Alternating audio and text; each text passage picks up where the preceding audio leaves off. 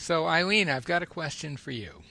Okay. You know that done, we have a section on Alexander Technique teaching procedures, and we have done stuff on mirror work and the monkey and a few others. We got a little hung up last time we talked on doing one for the chair, and I don't propose for chair work, I don't propose we do that right now.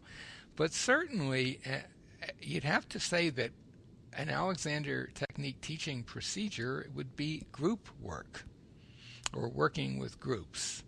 And I know we've talked about this occasionally as part of other conversations, but I think it's worth its own conversation. I think we have had its own conversation. We did have a conversation, but the audio quality was Oh, just no okay. good. So we need to Okay. pretend like we didn't have the conversation. And to be honest, I've forgotten the conversation.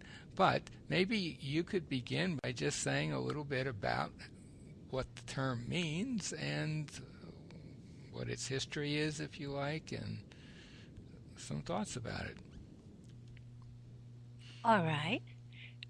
Group work is a lesson of more than one person as a student in the class, one teacher or I guess one teacher, and any number of people in the class besides just one. So it's different from a private lesson.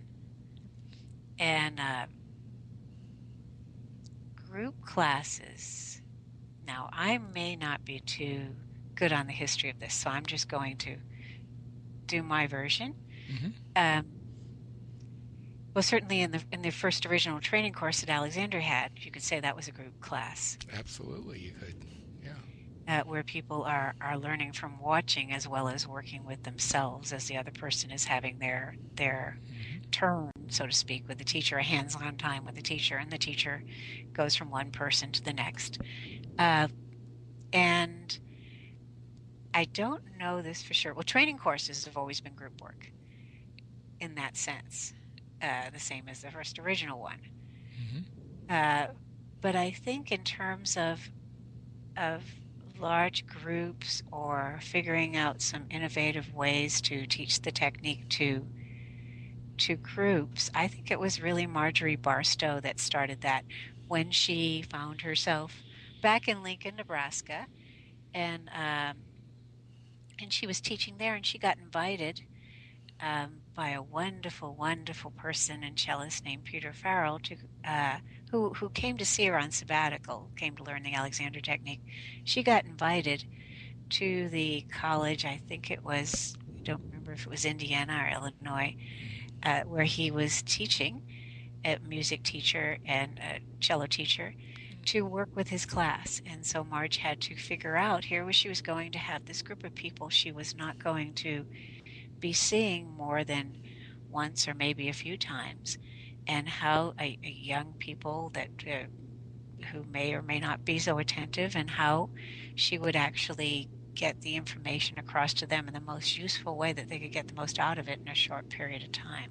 Right. So she was, in her case, it emerged out of, she was put into or chose to put herself into a completely different teaching situation Right. and not very far removed from a traditional one-on-one lesson.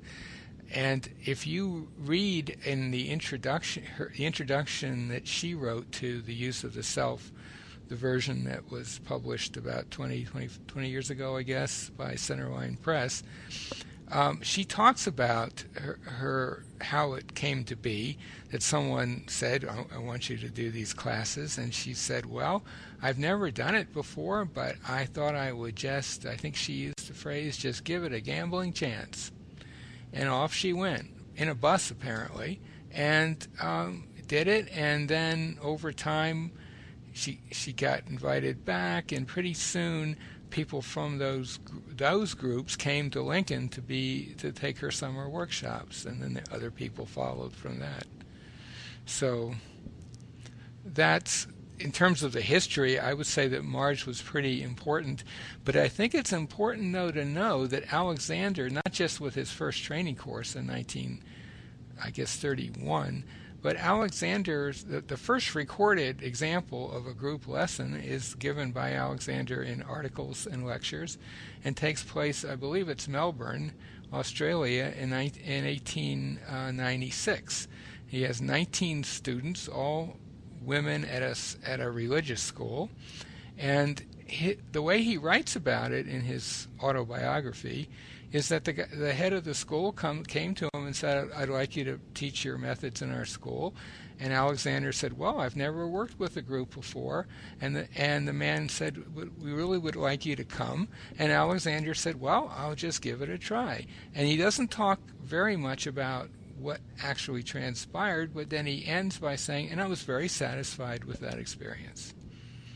So that's pretty far back in the reaches of time. So in terms of the history, Alexander did it, but a woman named Marge Barstow who lived in Lincoln, Nebraska, really kind of put it on the map.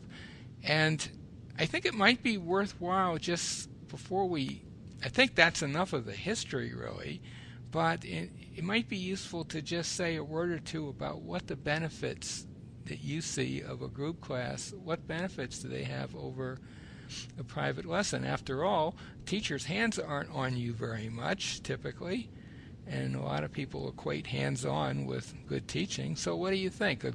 How can a group lesson do things that an individual session can't? In a group lesson, people can learn to observe what other people are doing with their bodies. They can observe patterns of how someone's using their body and learn to recognize what typical patterns are. They can learn to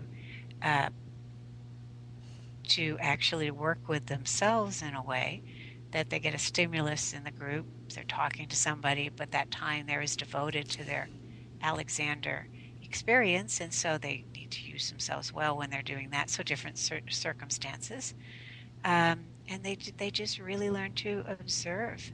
You certainly develop an eye for movement by hanging out in an Alexander group class. And I would say one of the things about group work that makes it so powerful and so effective, and not necessarily for everybody. There are some people who would not function well in a group, but I think most people could function fairly well in a group. Another huge advantage is that, let's say you have a little hands-on experience with a teacher, and you get some shift in how you're moving. Often, the best thing for a student at that point is to, as Marge used to say, sit down and think that over, or just go experiment with it. And you don't really want to add anything more at that point. Now, that's a little tough to do. You can do that in an individual lesson, but it's a lot easier to do it if there's a group of people, because you can just move on to the next person. So to me, that's a huge, huge benefit. Just being in the same room where good Alexander technique teaching is happening. I think I told the story in one of our interviews where when Marge was very old and she had round-the-clock caregivers, and a lot of them just loved Marge. And there was a woman named Cammie. Do you remember her? I remember Cammie. Cammie was like the nicest lady. She was probably 21, 22 years old. And she once asked me, after Marge was working with someone, she said, "Does it make sense that I would feel lighter and easier?" And she was just sitting there watching it.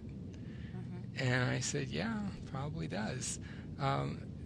So there are huge benefits to group work. It's not for everybody, and it's not for every Alexander teacher either.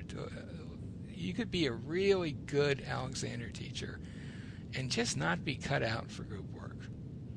And that's not a condemnation. That's just, would you agree with that? Yes, absolutely. I know some wonderful Alexander teachers that I would, if I were in the same town they were in, I would definitely go for a lesson. But I would be kind of amazed to see them in front of a group. Anyway, you think that's enough on group work? All right, great.